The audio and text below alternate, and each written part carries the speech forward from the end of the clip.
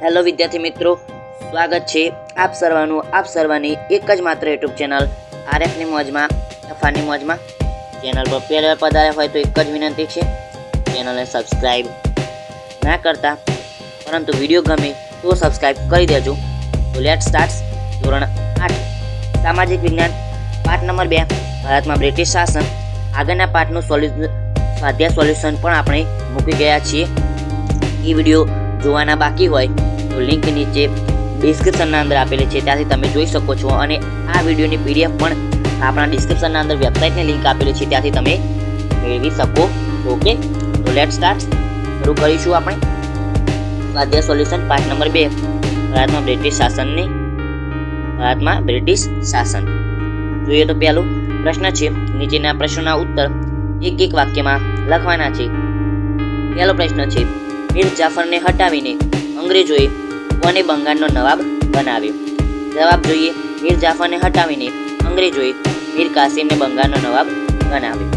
પ્રશ્ન નંબર 2 જોઈએ, ભારતમાં કયા ગવર્નર સમયમાં કાયમી જમાબંધી દાખલ કરવામાં આવી? જવાબ જોઈએ, ભારતમાં કોર્નવોલિસ ગવર્નરના સમયમાં કાયમી જમાબંધી દાખલ કરવામાં આવી. પ્રશ્ન નંબર 3 જોઈએ તો કયા યુદ્ધના વિજયથી અંગ્રેજોને બંગાળમાં મહેસૂલ ઉઘરાવવાની સત્તા મળી? તો બક્સરના યુદ્ધથી અંગ્રેજોને બંગાળમાં મહેસૂલ ઉઘરાવવાની સત્તા મળી. પ્રશ્ન નંબર 4 જોઈએ, રૈયતવાડી પદ્ધતિના પ્રણેતા કોણ હતા? રૈયતવાડી પદ્ધતિના પ્રણેતા હતા થોમસ મુનરો. મુનરો. પ્રશ્ન નંબર 2 જોઈએ, ટૂંકનું જ લખો. એના અંદર પહેલું બિરસા મુંડાનો જન્મ 15મી નવેમ્બર 1875માં થયો હતો. એના પિતાનું નામ સુંગના મુંડા અને માતાનું નામ કમી મુંડાઈ ના હતું.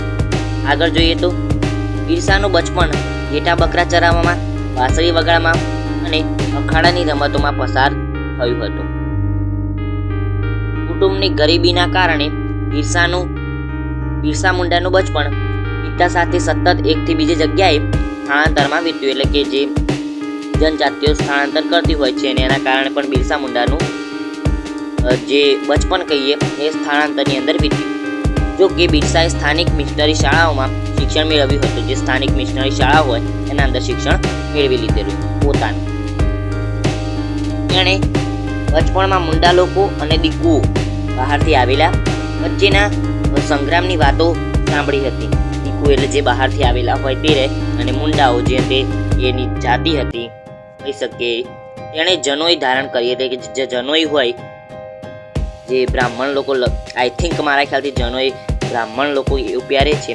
તેમજ વૈષ્ણવ ધર્મ પ્રચારક માટે પણ કામ કર્યું હતું. આગળ જોઈએ તો યુવાન વયે તેઓ જનજાતિ સમાજના ઉત્સર્ગના કાર્યમાં લાગી ગયા. આગળ જોઈએ તો પ્રશ્ન નંબર 2, રૈયતવાડી પદ્ધતિ 19મી સદીની શરૂઆતમાં ઈસવીસન 1820માં મુંબઈ અને મદ્રાસ એટલે કે ચેન્નઈ પ્રાંતોમાં રૈયતવાડી પદ્ધતિ લાગુ કરવામાં આવી. તેના પ્રણેતા થોમસ મુનરો હતા. તે સમયે તેઓ મદ્રાસ એટલે કે ચેન્નઈના ગવર્નર હતા. આ પદ્ધતિમાં જમીન ખેડનારને જમીનનો માલિક બનાવવામાં આવે. એટલે કે ધારો કે એક મળતર જમીન પડી છે ને ત્યાં જઈને આપણે આપણો હલ ચડાવી દઈએ, એટલે કે આપણે જમીન ખેડી લઈએ તો એ જમીન આપણી. એવું સરકારની શરત મુજબ ખેડૂતે જમીન મહેસૂલનું ચૂકવવાનું રહેશે. એટલે કે જે સરકાર કહી શકીએ બ્રિટિશ એમની શરતો મુજબ જે ખેડેલી જમીન છે એ જમીનનો મહેસૂલ ટેક્સ ઉઘરાવવાનું ચૂકવવાનું રહેશે, આપવાનું રહેશે. આ પ્રથાથી જમીનની માલિકીનો હક કોઈ ફાયદો થતો નહીં. એટલે કે આ પ્રથાથી કેવું, આપણે માલિક તો ખરા પરંતુ શું ફાયદો? કારણ કે બધો ટેક્સ તો આપવાનો જ, અને એ વાવવાનું આપણે, અને ટેક્સ આપી જ દેવાનો. એના કારણો આ મુજબ હતા. કારણો જોઈએ તો જમીનનું વધારે પડતું મહેસૂલ. બીજું, સરકાર ઈચ્છે ત્યારે જમીન મહેસૂલમાં વધારો કરવાનો હક ધરાવતી હતી. ત્રીજું, કોઈ પણ સ્થિતિમાં અનાજ ન પાકે કે નાશ પામે તો પણ રૈયતે જમીન મહેસૂલ તો આપવું જ પડતું. આગળ જોઈએ પ્રશ્ન નંબર 3, મહાલવારી પદ્ધતિ. મહાલવારી પદ્ધતિનો અમલ ઉત્તર પશ્ચિમ પ્રાંત અને મધ્ય ભારતના કેટલાક પ્રદેશોમાં થયો હતો. ઓલ્ડ મેકેન્જી નામના અંગ્રેજ અધિકારીએ ઈસવીસન 1822માં મહાલવારી પદ્ધતિ દાખલ કરી હતી. ઓલ્ડ મેકેન્જી. વોલ્ટ મેકેન્જી. આગળ 1822 અંદર માલવારી પદ્ધતિ દાખલ કરી બ્રિટિશ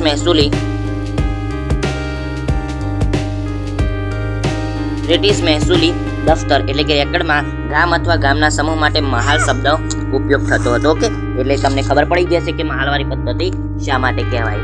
મહાલનો એકમ ગામ અથવા તો ગામનો સમૂહ હતો. આ પ્રથા અનુસાર મહેસૂલનો એકમ ખેડૂતનું ખેતર નહીં પણ સમગ્ર ગ્રામ કે ગામની જમીનના સમૂહનો સમાવેશ થતો હતો. ઓકે, આપણે 2 પદ્ધતિ ભણ્યા, કાયમી જમાબંધી રૈયતવારી પદ્ધતિ અને મહાલવારી પદ્ધતિ. ઓકે, આ પદ્ધતિમાં ગામનું સર્વેક્ષણ કરી ખેતર અથવા તો ખેતરોના ઉત્પાદનની આવક વગેરે ધ્યાન લઈ જમીન મહેસૂલ નક્કી કરવામાં આવતું. આથી આ પદ્ધતિ મહાલવારી પદ્ધતિ તરીકે ઓળખાય. જમીન મહેસૂલ વસૂલ કરવાની જવાબદારી ગામના મુખીને સોંપવામાં આવતી. ઓકે, સમજી ગયા? આગળ જોઈએ તો અંગ્રેજોએ પરંપરાથી ચાલી આવતી જમીન વ્યવસ્થામાં મૂળભૂત ફેરફારો કર્યા. પરિણામે ભારતીય ગામોની સ્થિરતા, સ્વાયત્તતા અને સાતત્ય છિન્ન ભિન્ન થઈ ગયા. આગળ જોઈએ તો નીચેના પ્રશ્નનો ઉત્તર લખું. પહેલો પ્રશ્ન છે, કાયમી જવાબબંધી પદ્ધતિમાં ખેડૂતનું શોષણ કેવી રીતે થતું હતું? જવાબ જોઈએ.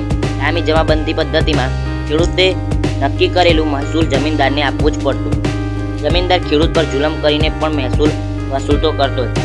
આમ કાયમી જમાબંધી પદ્ધતિમાં ખેડૂતનું શોષણ થતું હતું. ભલે પાક નાશ પામી ગયો, વરસાદ ના આવ્યો, કોઈ પણ બાનું નહીં ચાલે. આપવાનું એટલે આપવાનું, એવું મહેસૂલ. આગળ બીજું જોઈએ. 18મી સદીમાં ભારતમાં ખેતીની સ્થિતિ કેવી હતી? તો 18મી સદીમાં ભારતના ખેડૂતો મુખ્યત્વે ઘડી, કપાસ, કાચું રેશમ, અફીણ લખી છે પણ અફીણ આવે, અફીણ અને મરીનું ઉત્પાદન કરતા. બંગાળમાં રેશમનું પુષ્કળ ઉત્પાદન થતું હતું. જો બંગાળમાં થતું રેશમ હાથમાં આવી જાય તો બ્રિટન ને સ્પેન અને ઇટાલી પર નિર્ભર રહેવું ના પડે. અને સ્પેન અને ઇટાલી પર નિર્ભર શા માટે રહેવું પડતું હતું? કારણ કે એ બંને દેશોની અંદરથી બ્રિટનના અંદર જે બ્રિટિશરો છે બ્રિટનના અંદર જે કહી શકાય ને ગળી આવતું હતું, જે ગળી કહી શકાય, જે રેશમ આવતું હતું, ગળી રેશમ, આ બધો માલ ત્યાંથી પૂરો થતો હતો. એટલે અહીંયાથી જો આપણા ભારતના અંદરથી મળતું થઈ જાય તો પછી ત્યારે નિર્ભર રહેવું પડે નહીં. આથી કંપનીએ ગમે તેમ કરીને ખેડૂત ઉપર જુલમ ગુજારીને પણ 19મી સદીના અંત સુધી ભારતમાંથી વિકાસ થતા રેશમ ઉપર પોતાની સત્તા કંઈ પણ કરીને જુલમ ગુજારા કરીને કંઈ પણ કામ અપનાવી. આગળ ગળીનો છોડ ગરમ પ્રદેશોમાં થાય છે, તેની મોટી માંગ હતી. ભારતમાં ગળીના ઉત્પાદનની 2 પ્રથા હતી, નીચ અને રૈયત. તેમાંથી મોટાભાગનું ઉત્પાદન રૈયતી પ્રથાથી થતું હતું. એમાં ગળીના ભાવ નીચા બાંધવામાં આવતા. નીચ અને રૈયતી 2 પદ્ધતિ છે. એના અંદરથી રૈયતી પદ્ધતિની વાત કરીએ, એના અંદર શું છે? તેના અંદર જે ગળીના નીચા ભાવ બાંધવામાં આવતા અને ખેડૂતને તેનું વાવેતર અથવા તો મજબૂર કરવામાં આવતો. જો ખેડૂત ઇનકાર કરે તો તેના ઉપર જુલમ કરવામાં આવતો. કપાસ એ પશ્ચિમ ભારતનો મુખ્ય રોકડીયો પાક છે. કંપની ખેડૂતને તે વખતે બજાર ભાવ કરતાં ઓછા ભાવે કપાસ વેચવા ફરજ પાડતી હતી. ખેડૂતોને કપાસના યોગ્ય ભાવના ન મળતા તેઓ પાયમાલ થવા લાગ્યા. અંગ્રેજોને આ પાકોને નીચા ભાવે ખરીદતા અને બજારમાં ઊંચા ભાવે વેચતા. ભારતના કાચા માલને કારણે ઇંગ્લેન્ડના ઉદ્યોગો સમૃદ્ધ બનતા ગયા અને આ નીતિને ખેડૂતોની મોટી સંખ્યામાં જમીન વિહાણો બની. આગળ તો યુરોપિયન દેશમાં ભારતીય ગળીની માંગ કેમ વધવા લાગી હતી? કાપડ ઉપર ભારતની ગળીનો રંગ ચમકતો હોય છે. જે કાપડ બ્રિટિશરોનું કાપડ છે એના પર ભારતીય ગળીનો રંગ નાખવામાં આવે તો ચમકી ઉઠ્યું હતું, ચમચમકીલા થઈ ગયા હોય તે રીતે ઉપસતો હતો.